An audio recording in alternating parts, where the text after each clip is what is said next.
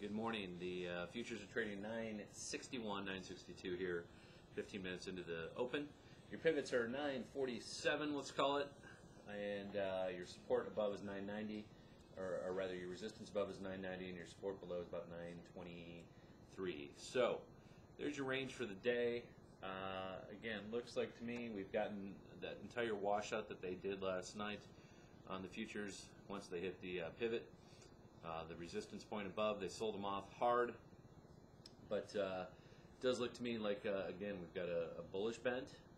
Today is day 3 of the rally. We started one day before the Fed. The Fed has cut down to 1%. I was looking at the rate chart going back 2002 and 3. We're back to where we were when this whole mess started. I find it quite ironic that Greenspan is on there saying that he underestimated the greed of banks. And now with the TARP and lower interest rates again, banks are buying themselves, and they're not lending to consumers this time. They're buying up other banks. So it is a different use of the money this time versus last time.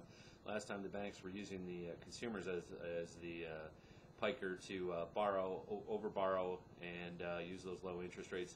Right now they are not going to the common man, to the small businesses and lending yet. They're just buying other banks. Which is not, again, how I would like to see the money being used if you're truly trying to help the economy. But that's what we have going on here right now. Banks helping other banks, and it is what it is. Again, let's see where we go today. We are already up 140 points from the low, talking about 14-15% on the S&P. Again, I could project over the next few weeks 10-50. We're down 33, 34%, 35% on the Dow for the year. It's S&P, all the same. They're all down 35%, let's call it. So just for us to get back to even for the year in the next 2 months that are left in the year, November, December, we need to get up 70%. I don't see that happening. I don't see us going up 70% just to get back to square for the year. So again, make sure you've got your handle on your money and those that are managing it. Making sure absolute returns. I don't care if the market's down 35%. Cash is a play in this market, and even if your investor doesn't like to short sell, which is too bad, you need to be able to go both ways in any market.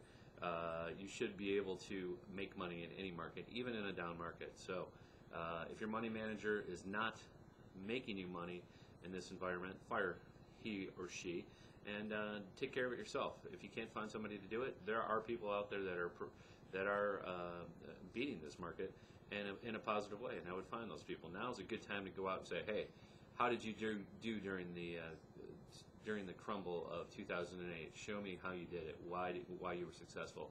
Just like you interview doctors, go out there and find the people who are going to provide you the service for the money that you're spending for them. Do not go with a manager who's beating the market and he's down 30%. I mean, that is not beating the market. 30% means every dollar that you gave him this year is worth 70 cents. So that makes no sense to me. Find a manager who's going to do some work for you. A cash is an option, and I don't buy into the cash is trash crap that some of these guys spew, because if they were just in cash, you've gotten, and you weren't indexed, you've gained yourself 30% just by being in cash. So guess what? You beat the market considerably just by doing that, and I would work on finding yourself somebody who can do that for you. So that's it. Have a great afternoon, great morning, and we'll be back later. Trade them smart. Again, the pivot today, I'd be buying down to about 943.